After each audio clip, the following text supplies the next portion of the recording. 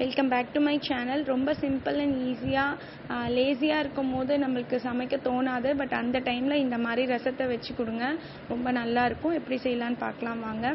1 spoon மிளகு, 1 spoon ஜீரகம், 4-5 பல் பூண்டு, 2 காஞ்ச மிளகாய், ஒரு துண்டு புளி, கொஞ்சம் கொத்தமல்லி, கருவேப்பிலை, 2 பெரிய தக்காளி, இது எல்லாம் ஒரு மிக்சி ஜாரில் சேர்த்துட்டு நல்லா 1 நிமிஷத்துக்கு நல்லா அரைச்சி எடுத்துகிட்டு வந்துடுங்க.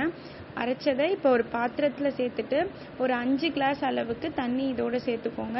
சேர்த்துட்டு 1/4 ஸ்பூன் அளவுக்கு மஞ்சத்தூள் சேர்த்துட்டு கொஞ்சம் கொத்தமல்லி போட்டுக்கோங்க. 2 ஸ்பூன் அளவுக்கு கல்லுப்பு சேர்த்துட்டு 1/4 ஸ்பூன் அளவுக்கு பெருங்காயத்தூள் சேர்த்துட்டு இதை நல்லா மிக்ஸ் பண்ணி விட்டுக்கோங்க. கொஞ்சம் கருவேப்பிலையும் இப்போ சேர்த்துக்கோங்க.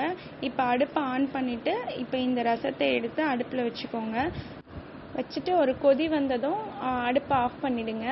இந்த மாதிரி பபிள்ஸ் வரும்போது ஒரு 1/4 கிளாஸ் அளவு தண்ணி விட்டுக்கோங்க. இப்போ எப்பயும் தாளிக்கிற மாதிரி ஒரு தாளிக்கிற பேன் வச்சுட்டு 2 ஸ்பூன் அளவுக்கு எண்ணெய் விட்டுட்டு 1/2 ஸ்பூன் கடுகு, கொஞ்சம் சீரகம், ஒரு 4-5 பல் பூண்டை நல்லா தட்டி போட்டுக்கோங்க. ஒரு காஞ்ச மிளகாய், கொஞ்சம் கருவேப்பிலை, ஒரு 1/4 ஸ்பூன் அளவுக்கு பெருங்காயத்தூள் சேர்த்துட்டு தாளித்து இப்போ நம்ம ரசத்தோடு சேர்த்துக்கலாம். இந்த மாதிரி தான் நீங்களும் செய்வீங்கன்னா இந்த வீடியோ ஸ்கிப் பண்ணிக்கோங்க. இந்த மாதிரி செய்யாதவங்க கண்டிப்பாக இந்த மெத்தடில் ஃபாலோ பண்ணி செஞ்சு பாருங்கள். ஃபைனலாக கொஞ்சம் ஒரு கைப்பிடி அளவுக்கு கொத்தமல்லி சேர்த்துக்கோங்க. ரசத்துக்கு நம்ம எவ்வளோ கொத்தமல்லி சேர்க்குறோமோ அவ்வளோ டேஸ்ட் கொடுக்கும். குழந்தைங்களுக்கு கொடுக்கும்போது 1 ஸ்பூன் அளவு நெய் விட்டுட்டு ரசம் போட்டு கொடுங்க, நல்லாவே சாப்பிடுவாங்க.